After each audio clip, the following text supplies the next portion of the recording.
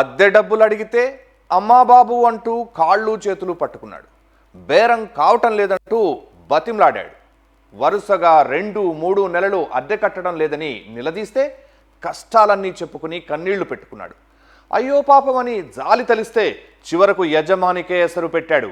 అద్దె డబ్బులు ఇవ్వకపోగా దుకాణం యజమాని ఇంటికి వెళ్ళి ఆ చిరు వ్యాపారి ఏం చేశాడు? యజమాని ఇంటికి వెళ్ళిన తర్వాత అతనికి ఎలాంటి దుర్బుద్ధి పుట్టింది? అత్యాశతో అతనేం చేశాడు? అవసరం, అత్యాశ మనిషిని ఎంతకైనా దిగజార్చుతాయి. తాము ఏం చేస్తున్నామోనన్న విచక్షణ కూడా కోల్పోయేలా చేస్తాయి.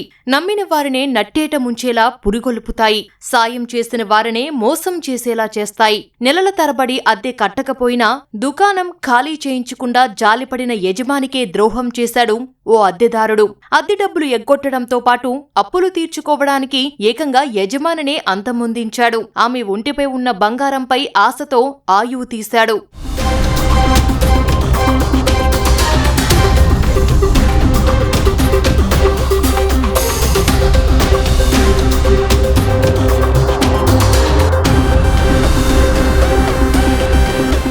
విశాఖ అక్కయ్యపాలెం శ్రీనివాస్ నగర్లోని ఓ అపార్ట్మెంట్లో చంద్రశేఖరరావు, పార్వతమ్మ నివసిస్తున్నారు. వీరికి సమీపంలో ఓ దుకాణముంది.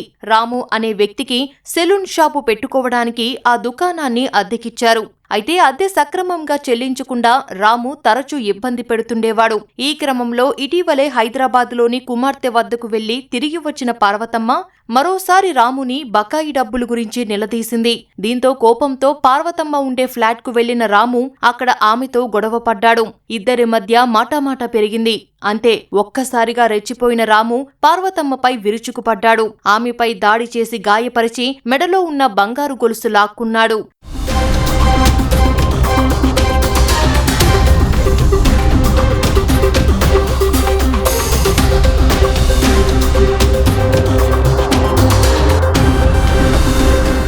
అంతటితో ఆగకుండా ఇంట్లో ఉన్న బీరువా తాళాలు కూడా ఇవ్వాలని రాము భయపెట్టినా పార్వతమ్మ ఏమాత్రం భయపడకుండా ప్రతిఘటించింది. ఈ క్రమంలో పార్వతమ్మ వద్ద నుంచి తాళాలు లాక్కునేందుకు రాము ప్రయత్నించాడు. ఈ పెనుగులాటలో రాము సెల్ ఫోన్ కింద పడిపోయింది. దీంతో భయపడిపోయిన రాము తన వెంట తెచ్చుకున్న కత్తితో ఆమెను గాయపరిచాడు. అనంతరం గొంతు నిలిమి హత్య చేసి మృతదేహాన్ని మంచం కిందకు నెట్టేశాడు. హత్యానేరం తన పైకి రాకుండా కిచెన్లోకి వెళ్లి కారంపొడి తీసుకొచ్చి ఇల్లంతా చల్లాడు. పాన్ దుకాణం మూసివేసి సాయంత్రం ఇంటికి వచ్చిన పార్వతమ్మ భర్త చంద్రశేఖర్ షాక్ కు గురయ్యాడు. బెడ్రూమ్ లోకి వెళ్తే మంచం కింద పడిపోయి ఉంది. మొక్కను తిప్పి నేను గబా వచ్చి పార్వతి ఏంటి లేగు అన్నీ అనుకో జారి పడిపోయింది కదా, మా కుర్చీ ఎప్పుడు పట్టదు పడిపోయింది కదా నేను అనుకొని నేను తిప్పాను. ముఖం తిప్పితే అంటలేదు. పార్వతి అప్పుడు నాకు అదొకలైతే ఎదురుగా ఉంటాయి సాధువు చూడంటే అప్పటికే ఆయన చూశాడు. ముఖం అంతా నల్లగా అయిపోయింది. అప్పుడు మెల్ల వస్తువులు ఇస్తే నేను చూడలేదు ఫస్ట్. అంటే ముందు మా ఆవిడ లేపి ఏదో దానికి అక్కడ పంపిద్దామనే ఉద్దేశంతో చూస్తే ఇంకేంటి తర్వాత నాకు అంతే అలాగైంది.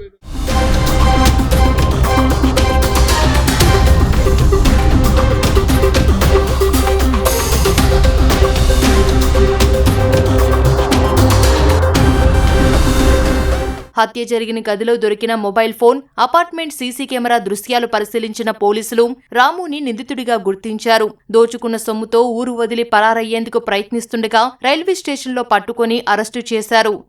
ఇతను గత 2-3 నెలలుగా వాళ్ళకి అద్దె చెల్లించడం లేదు. వాళ్ళు అద్దె చెల్లించాలని గట్టిగా అడగడం జరిగింది.